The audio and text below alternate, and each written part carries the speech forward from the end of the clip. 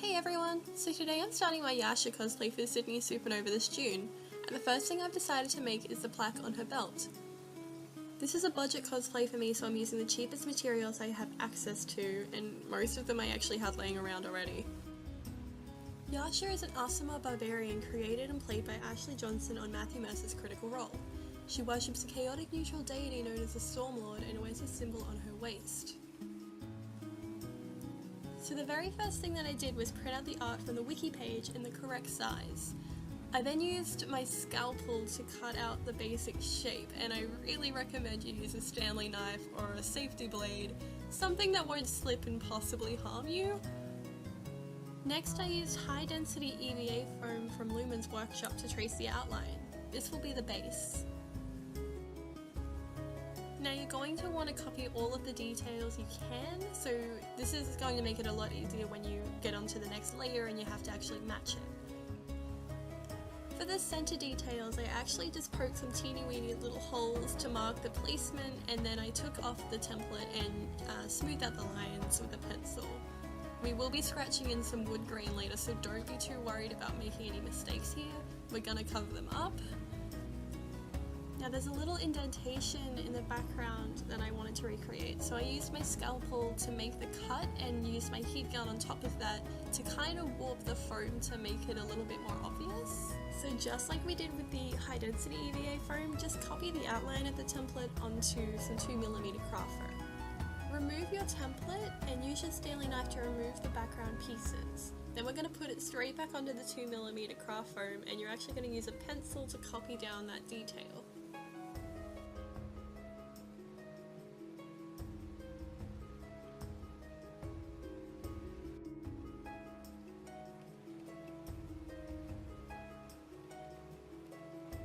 Then using your Stanley knife, we're actually going to remove the background pieces from the 2mm craft foam. No matter how neatly you actually cut it with your blade, it's gonna have some rough edges, so if you've got a Dremel handy, it's probably a good time to Dremel any of those side pieces. This is just going to make it look a lot neater at the end. And now we're going to use either PVA glue or contact cement to glue it in place.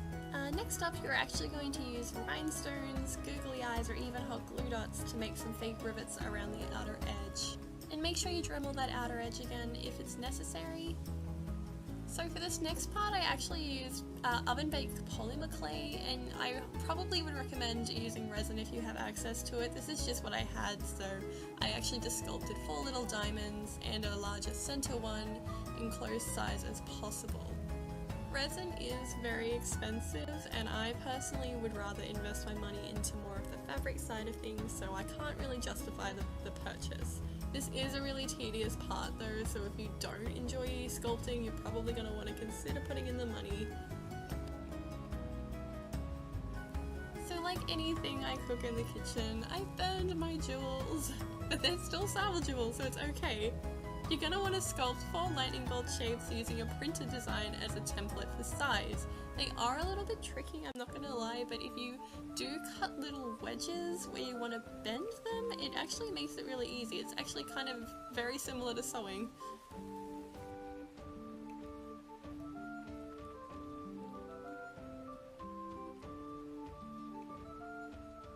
Ta-da! Only took an hour and a half!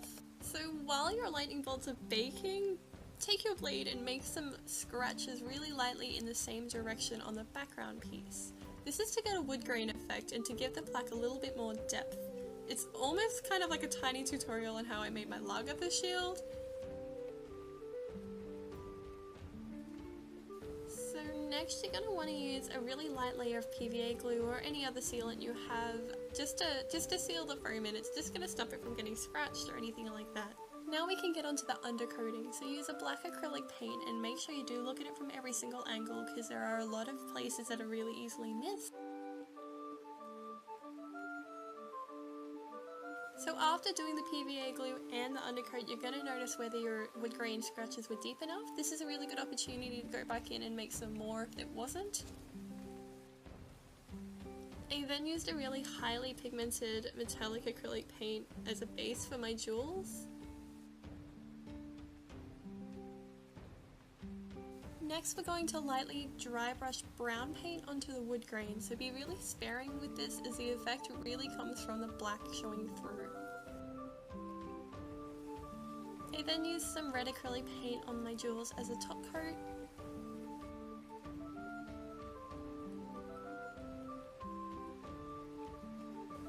So next use a silver acrylic paint to dry brush any parts of the design that are intended to be metal. So this was the lightning bolts and the outer edge. For the record, after burning my first set of jewels, I did burn my lightning bolts directly after that. Please be careful when you're baking with clay, guys.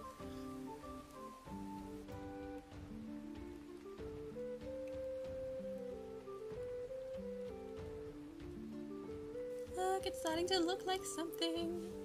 Okay, this is probably my favourite part of doing any sort of prop, is the weathering. So we're actually going to take a black acrylic paint really lightly, as little as possible, and just dry brush around any edges. So just think about where shadows might hit the object, where it might weather over time.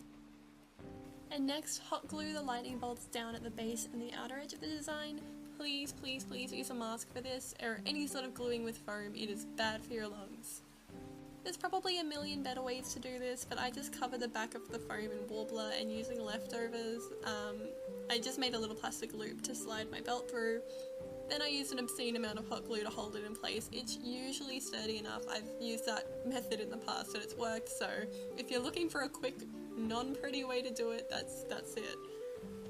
Even though it's going to be against your skin most likely if you cosplay Yasha, it's probably still a good idea to undercoat the back just in case it flips around or something like that. And there we have it, a very, very amateur way of doing a Stormlord plaque for a Yasha cosplay. So YouTube is a very new platform for me. I normally write blog posts when I do tutorials, so this just makes it a little bit easier for me to really show what I'm doing. So let me know if you actually found this helpful in the comments, or send me a message, and have a wonderful day and best of luck!